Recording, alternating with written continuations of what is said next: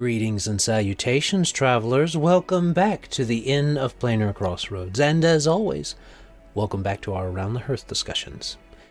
This time, we are discussing power fantasy problems, as you've seen in the title and such like that. But that's beside the point. I've told you now, for those of you that didn't look at the thumbnail, and this is auto-playing. First off, how did you do that? Because I'm not very recommended in the YouTube algorithm. But, kudos to you for pulling it off. Congratulations. Yeah. Congratulations. You found the best one on the internet. I don't know. Yeah. That's what I'll say anyway. Don't hold me to it. Let's see. This time, we are, like I said, discussing power fantasy problems. Last time we discussed how high is too high fantasy. It basically boiled down to it depends, which is our usual statement. But we did give some recommendations and stuff. Now we're going to dive in some problems and we'll get some of points from people that couldn't be here today, and then we'll put in our own points. But that's for a little bit later. First, let's get into Dan's introductions and announcements. So, I will go first, like normal, and then Dan went first last time, so Skrat will go first this time, and then Dan after him. So, we'll have to take turns. It's turn-based. Turn-based. TTRPG. True. It's perfect. Alright. I am Adam L. Spain with the Inn of Planar Crossroads. We hope you have enjoyed finding us. We are, if you want to find our website, it's innofplanarcrossroads.com or theiopc.com. Either one of those should work. We have a YouTube, Rumble, BitChute, Twitch, Twitter, Instagram, Facebook, Subscribestar, PayPal, Locals, and Patreon if you want to get on any of those and see what we're doing. We are most active in our Discord, where our supporters, our travelers as they're called, are able to chat with us and stuff like that. And this was my announcement last time. Lord willing, we will be putting out some one-page things to go along with the chats starting in March. So that's the plan, starting in March. I'm not sure if each of us will kind of have like a quick thing that we do. My goal is to work it out where we have a set page, so we don't have to keep coming up with a different page layout each time. I just lay out some pages, one for each type of chat that we want to do each week, that we want to release to y'all each week, and then we can just kind of fill those in with our ideas, and then be able to present them to y'all in a scanned format so that you can take them and play games with them, or use them as inspiration for your games. So that's the idea. That should come about, like I said, in March, Lord willing, and the designs may improve or change over time, but it will be about the same, and it'll be consistent for getting it out there for y'all. And it will allow our travelers and viewers to be able to take the ideas we have here and put them into play, not just hear them. But you do have to be a supporter to get access to those. So hop on over to those things. Even if you only support once, you get access to the Discord. So I'm not telling you what to do, but it's there. You do you, I guess. That's me. Now, Skrat. 'Tis I. My name's Skrat. And I'm over on YouTube, and I make videos, as you do. Lots of chats about character building, world building, storytelling stuff that you can use, whether you're writing books, writing stories for video games, maybe the next Hollywood hit, or your TTRPG. So I also do a lot of TTRPG reviews, and every now and then I get a hot take, which will probably be out. Actually, it should be out by the time the last one of these gets out. It's using rules lights for campaigns, and that they can actually handle them, despite what you may say or think. So, Was he looking at me? oh, I'm gonna get some nasty comments on that one. But anyway, I already know that's how what to I answer do. that one, but okay. Oh no. Actually, I think we're going to get into some rules lights in this chat tonight, I believe. But that's what I do, and I like to. Well, obviously, I like doing TTRPG reviews because that means I get to play games, but I also like to tackle the story side of stuff like characters and world building because writing is what I like to do. That is my main goal in life, not to be a YouTube star, but a writer. So far, YouTube's doing better. That should tell you something. It should tell you that he hasn't put his subscribers. thing. He hasn't given me the link. Well, he may by this time given me the link for the doobly-doo for his book. That's right. We're getting a better version of this one. So, and then hopefully a second one. I ain't gonna promise that this year, but it sure would be nice. All right. That's Skrat from A Squirrel Plays. Then we got Dan from Avenue Studios. Hey, everybody. Dan, Avenue Studios. You can find us on YouTube, Rumble, and anywhere you listen to your podcast. Join us for our live streams on Thursdays. And every once in a while, we do a Skratter Day on Saturday where Skrat brings us some kind of usually indie TTRPG and we test it out. And it's a lot of fun, so join us there. And Tuesday nights, you can find Kristen and I from Avenue Studios over on the Moonskull channel. We will be characters in their Starfinder 2nd edition campaign, so join us for that as well. And yeah, that's us. All right.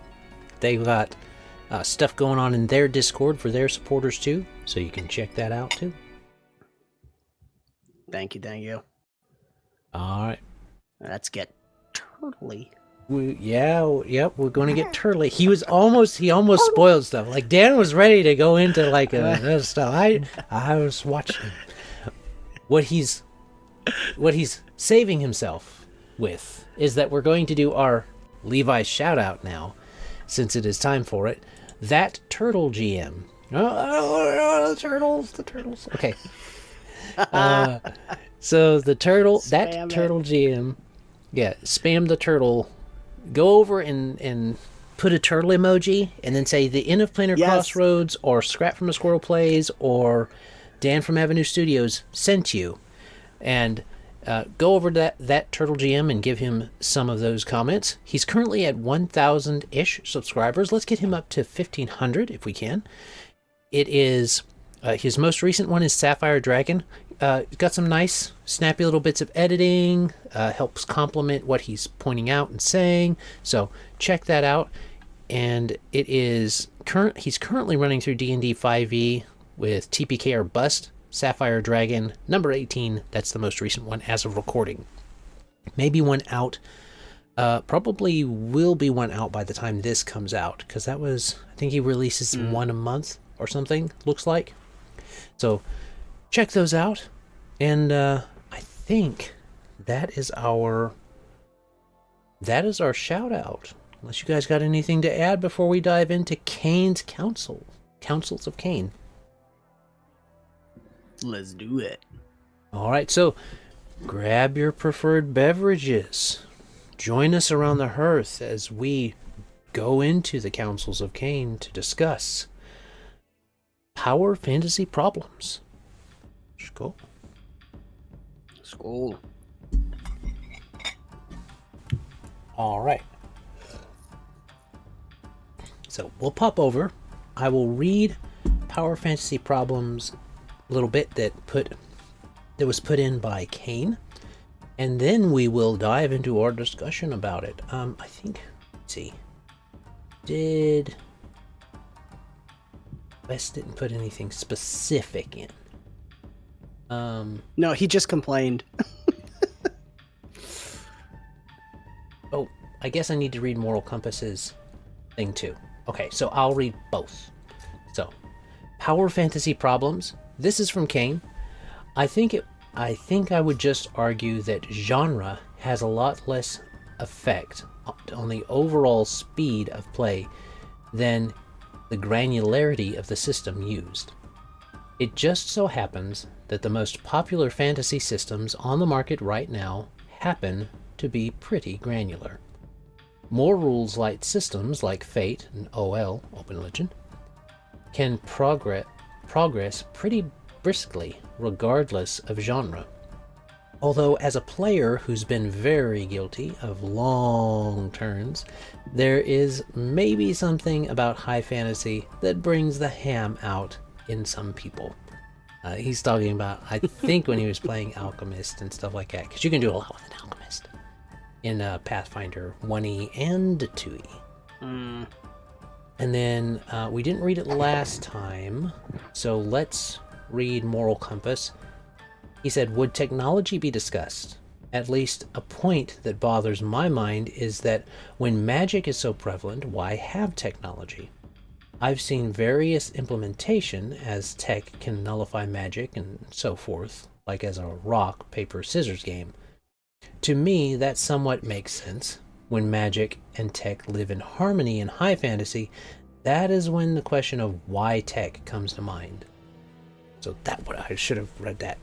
Apologies, I should have read that last time, but I've read it this time. So, not made up for it, but amended something of the mistake. So the idea about it is those power problems that you deal with. Now, Skrat did not directly volunteer to go first, but he obviously has opinions, so we're gonna let him go first. Start introducing some of this discussion. Opinions. Oh no. I mean, we actually kind of tackled it a little bit on the last one, because I brought up what Wes said, took it a couple other directions. But yeah, Wes's initial comment was that high fantasy causes slow turns, which I think high fantasy can easily cause that problem, but high fantasy is not to blame. It just leaves room for it. But I mean, there's no reason you can't have slow, clunky turns in Cyberpunk. It's not Morgborg. What is that other game?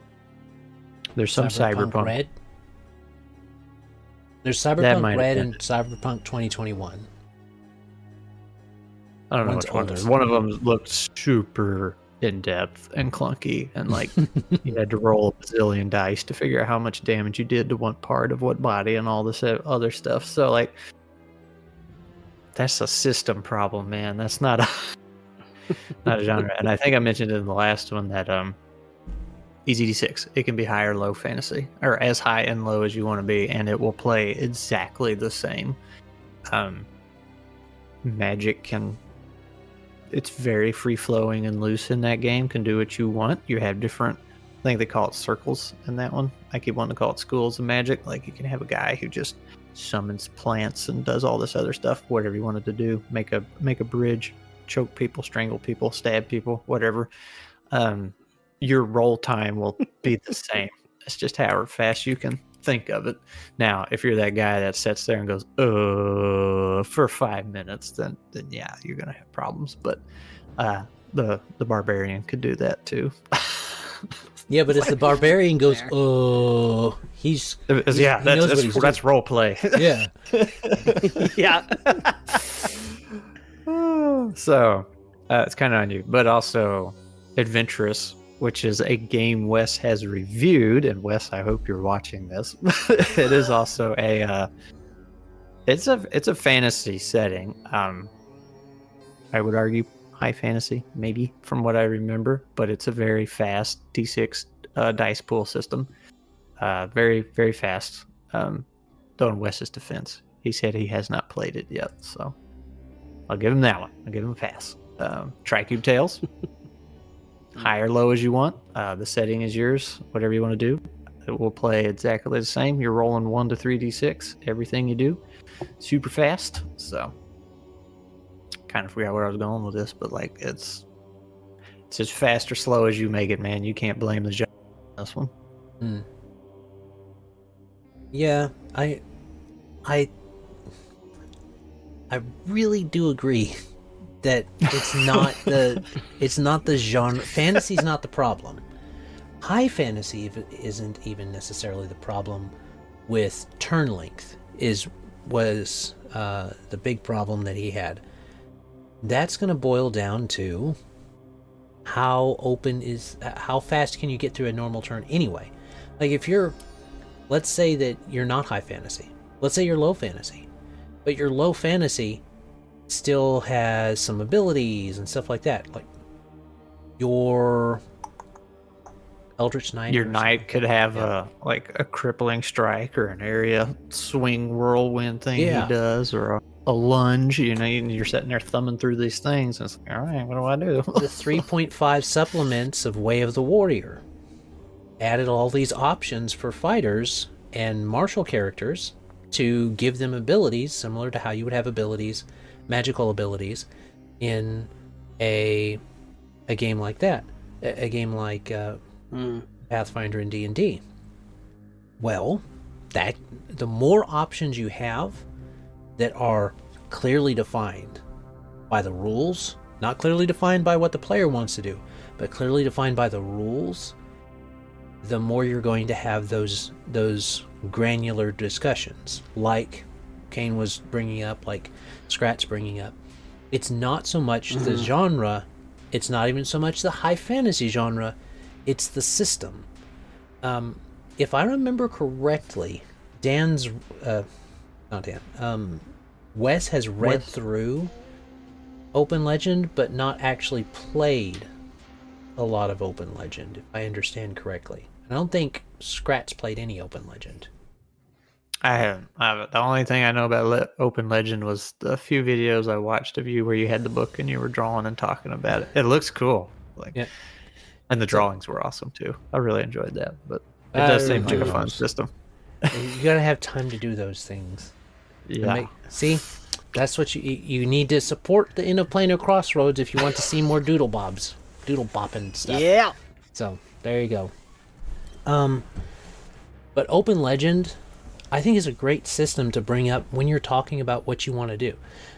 I've played with the kids in Open Legend in Adventure Academia, and by the time they got up to level 6 and stuff, which is where we ended, that's where the adventure ends, at level 6, they had a lot of power behind them.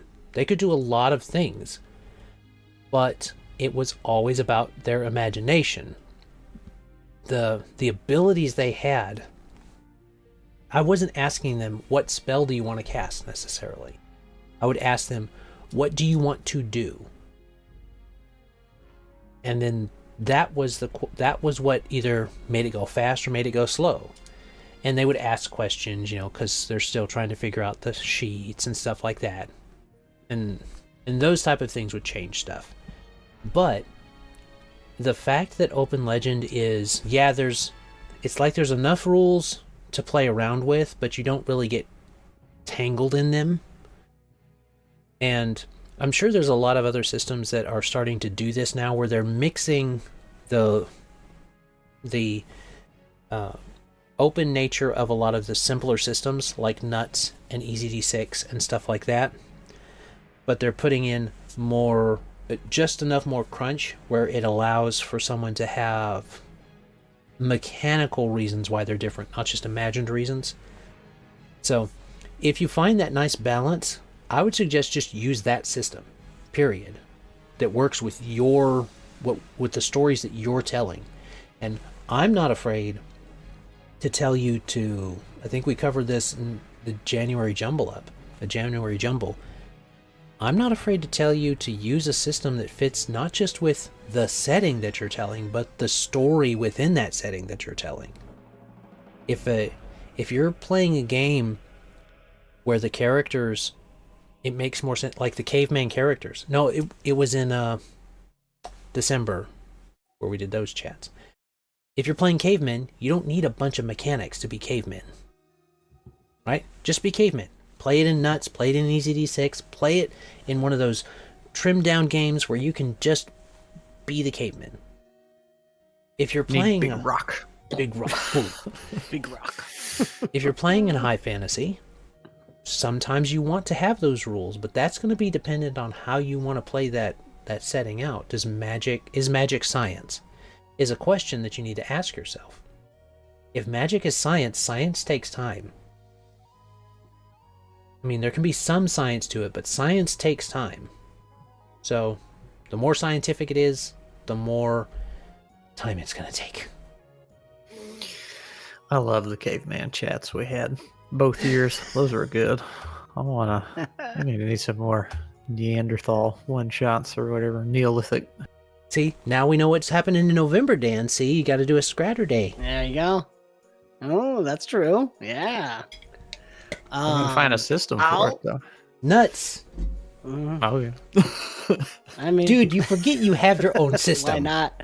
What? People are going to want to see something other than my nuts, at some point. I don't know. I'll play devil's advocate a little bit. I don't disagree with anything you guys are saying.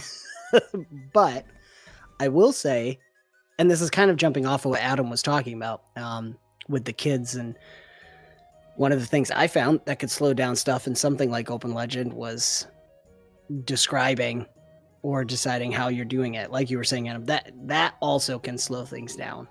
And it does come back to like, players, just be ready before it's your turn. Yeah, that's a a player. Things can happen quick.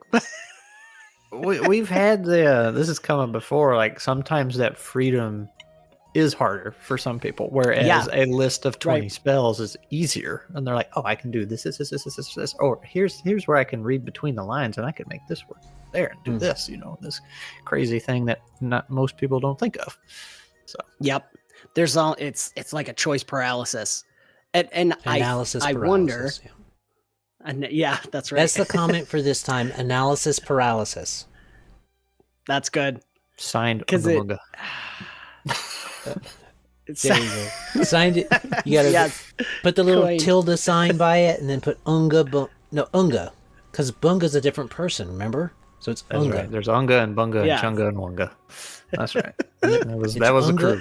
Unga and Bunga, and their women Chunga and Wunga. Right? Is that how that is? Mm-hmm. Okay. That's how it was. I don't remember. I love you. We're already planning out Neolithic November now. We've got 4 characters. You're ready. I am wondering.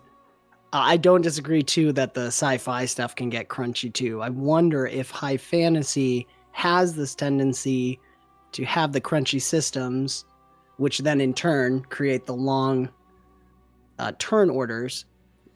People taking turns, because setting aside that you should prep ahead of time when you've got the whole group. Anyways, that aside, I wonder if it does lean itself into that because you're trying to create those limitations when it gets so high fantasy and you've got so many options for your spells, and you need to you want to codify it in a way that makes sense in the system. And because I think of a certain other system we played where they were trying to codify every action in combat that you can kind of take, and just because it's like there's so much. So I don't know. I wonder if there's a tendency with high fantasy, as the power scales and you have access to all of this, that you're trying to limit it in some way or control it, and ergo you get the crunchy systems. I don't know. I don't think it's the only thing, because obviously fantasy is one of the most popular for RPGs, so then of course you get almost every system does it. But so that reminded me, and I think it was a note on the previous chat that was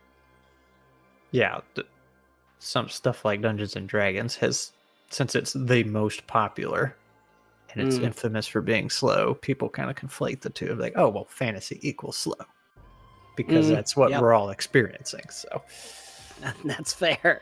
Yeah. That's really fair. I mean, and there was Pathfinder 2. Pathfinder 2E is better. I definitely think a lot better than first edition.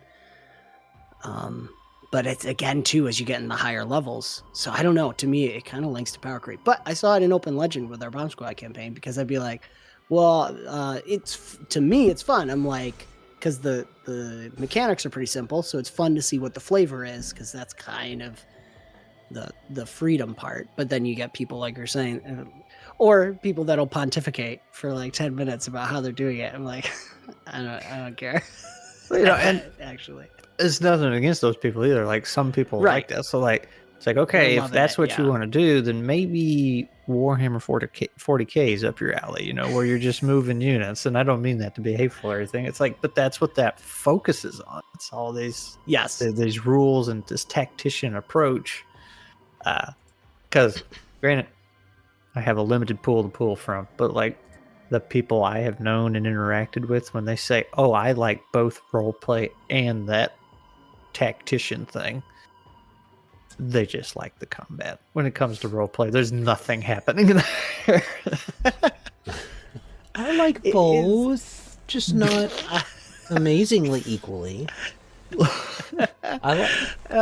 It's a totally different discussion too, but I think a lot of those people, from what I've experienced, a lot more roleplay is happening in their minds than everybody else gets to hear. So from their perspective, the roleplay is great and they're having a great time, but it's like this whole movie's going on inside their head or whatever, but none of it comes out when to share they're with everyone imagining else. when they're imagining those Warhammer armies move around, they're seeing, Space Marines get up and march forward, Right.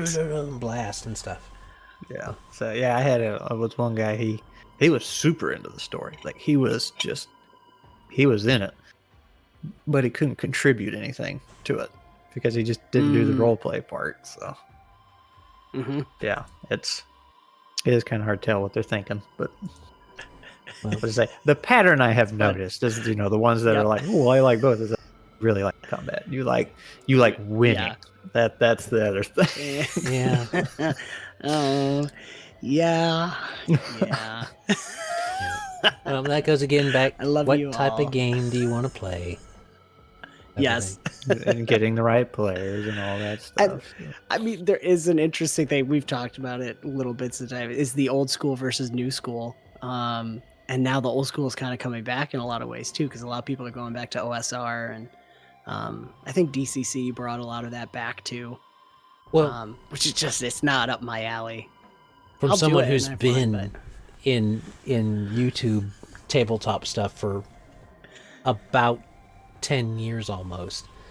Yeah, dude. Like 8 or something like that on the official channel stuff. The return to OSR tends to happen when people play D&D and find that it is not it's kind of pop tabletop. It didn't used to be, but even 4th edition wasn't necessarily pop tabletop. It was definitely different. And if you want to play a video game if you want to play like a video game on the tabletop, it's not a bad system to do that. D&D 4e, because people had roles and stuff like that, which is something that's not necessarily bad to understand. But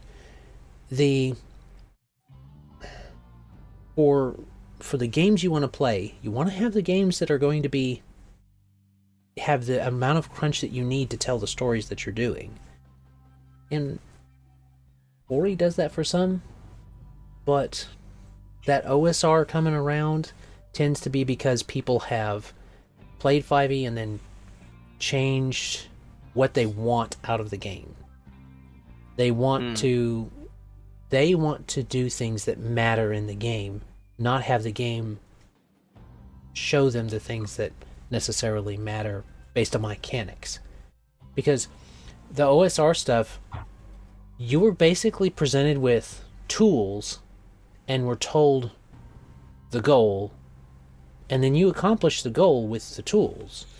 You weren't told what the tools did. You knew what a hammer does, but like hammer, pinion, rope. You can do a lot of things with a hammer, a pinion, and a rope, including catch people in traps and stuff like that, and so on. So your creativity was what changed things. And that's an out-of-combat thing. The whole, if you've got high fantasy that you're dealing with and you're having players constantly go into battle, maybe the GM is incentivizing going into battle then. Because at some point, your players, I think we talked about this in high-level play, when we talked about that before. Eventually, people aren't going to want to challenge your high-level players. Your high-level players are just going to be able to do what they want. Outside of taking on necessarily a full army because they would just get overwhelmed with numbers. Someone's going to roll one of those hundreds of army archers in the army are going to roll a crit on your wizard or something like that. I don't know. But the idea that you've got this this player, this character that's level 15 even, level 10 even, and they're roaming around town, they're going to be known by then. People aren't going to just push them around and say, you have to do this or you have to do that. Like, they're not going to get mugged on the street when they're dressed in high level armor and stuff like that. People notice. And even if they don't notice, they know you around the neighborhood. If you're at a 10th level wizard and you have any interaction with the outside world, people know you. You're halfway to max level. People know you. They're not going to mess with you. They're going to leave you alone. They're going to see your symbol and leave you alone. So, combat being the first thing that happens can be a problem in gaming style and in the story that's being told and what's being incentivized, not necessarily a problem of a system or of the players. So GM's got to watch that.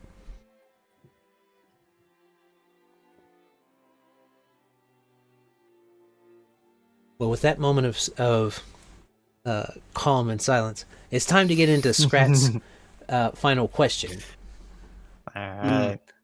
So, I was going to ask, how do you speed up slow and crunchy games? But just stop playing them. That's the best thing you can do. That's the answer. But in all seriousness, I do think there comes a point. It's like, stop trying to... Yeah, just stop trying to fix it and go find something else that does what you want. So Jacob would agree with you. Yeah. But anyway, I got a whole slew of questions. I don't know which ones to use because they're good. I found a bunch of good ones out there. I can't take credit for them. Let's machine gun some of these things. See what we get. Well, let's see. Try to find... Some are like more kind of storytelling related. Here's kind of a generic one. It ain't the best. If you could live in any high fantasy world, which would it be and why? Whether you made it or somebable else did. I don't know if I'd even want to live in my universe. This was a little more broad. Maybe we'll take a little longer to answer. What is the most important element of world building in high fantasy? And why? Limitations. For the reasons we've discussed. Yeah, I mean, right? There you go. I think this one will be a little easier to answer. What is a common trope in high fantasy world building that you think is overused or could be improved upon? And how would you do that?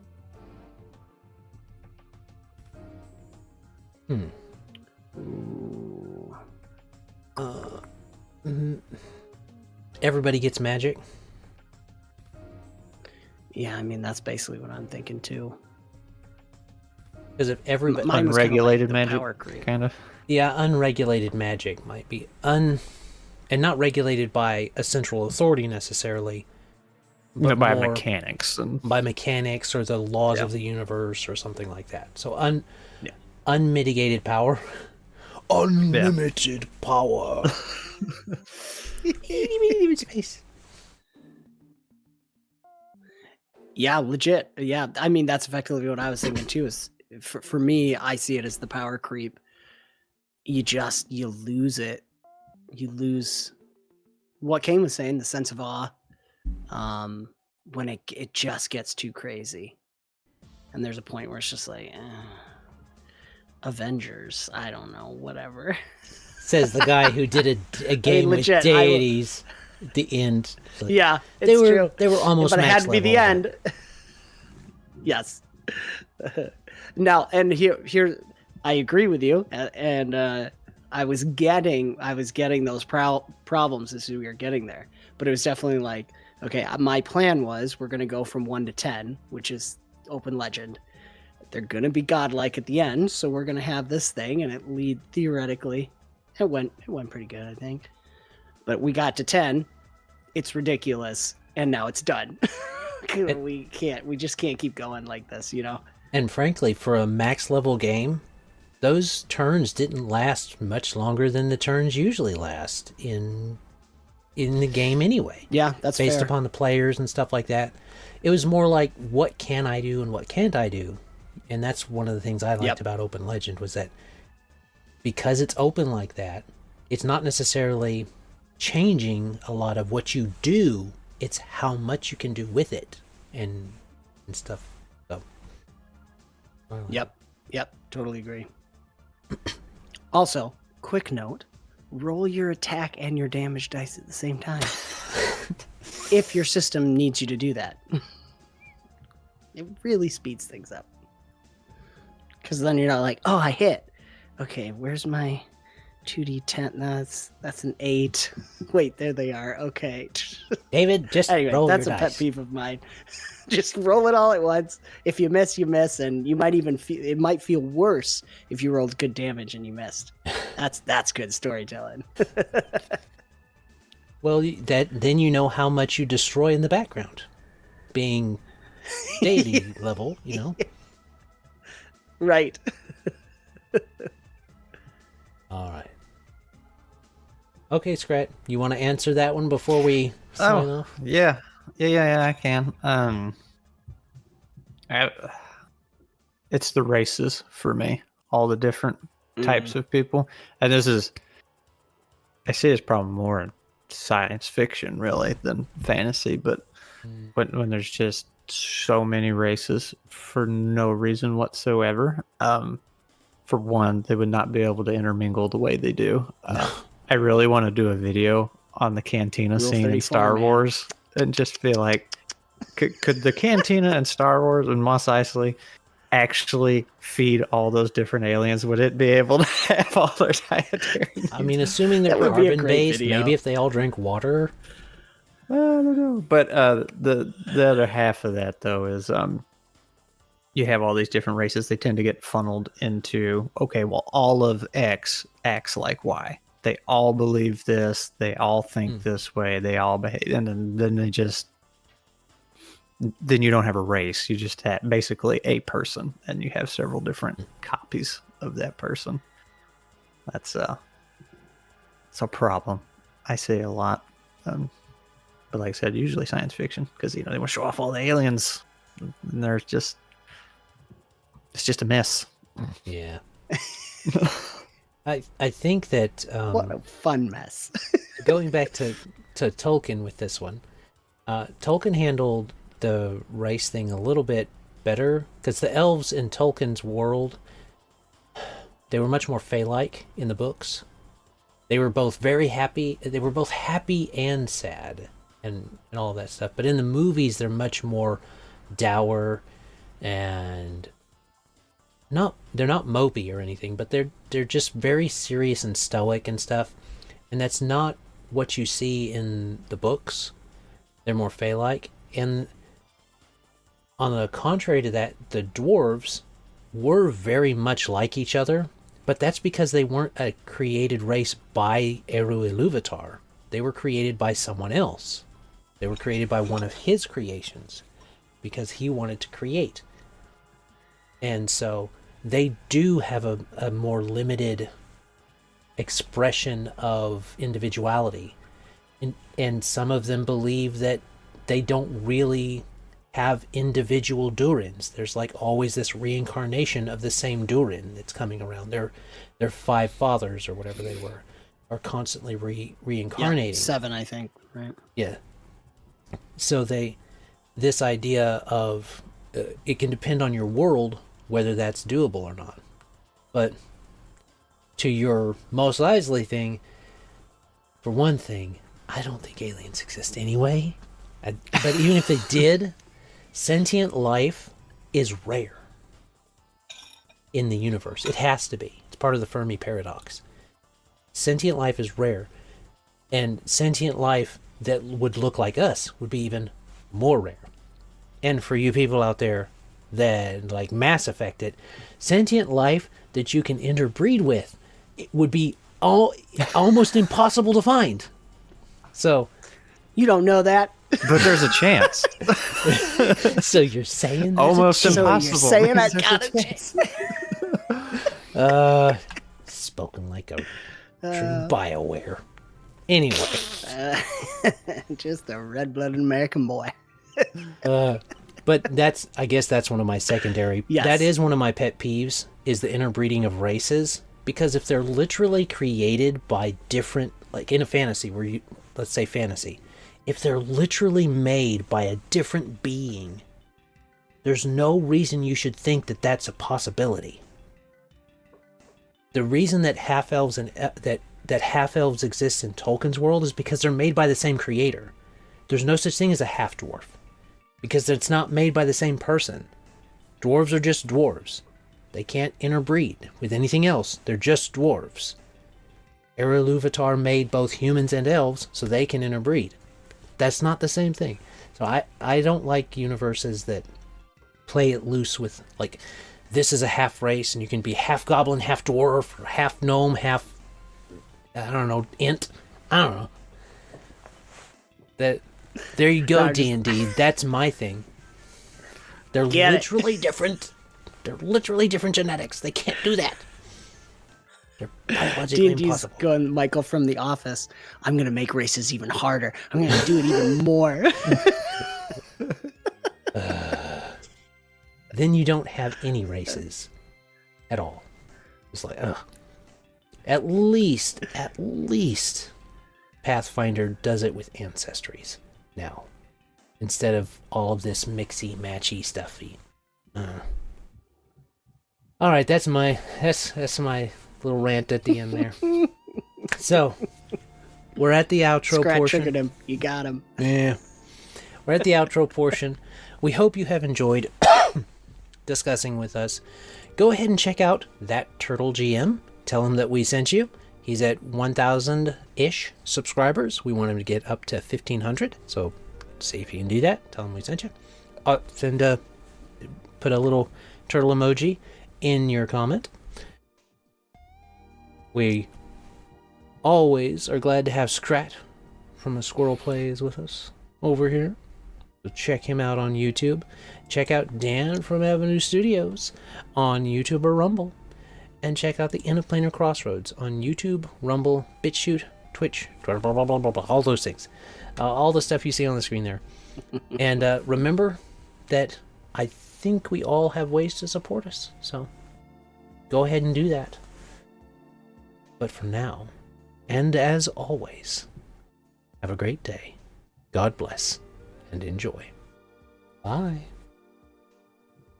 Bye.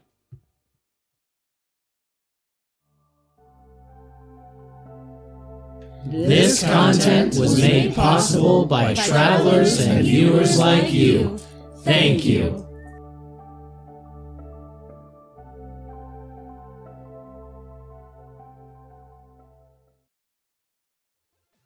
Cool. No. You that dissatisfied with the whatever design you're looking at? No, it's all right. I'm actually just really tired. It's just like... Oh, it's Not hitting you at the lagging a wrong bunch. time. We got a conversion to do. I know. Well, is that Am I lagging a bunch for y'all? No. No, you look okay. Okay, well, y'all are lagging something fierce. Let me hop out and back in here. Okay. Wow. Well, Midway through the episode, y'all's voice and or audio and video was not lining up at all, and I was worried I was cutting people off. Oh. No, it seemed fine from my end. yep. It recorded fine. Okay. All right. So it's bathroom break time. Take your bathroom breaks. Sounds good. Oh, I need some water.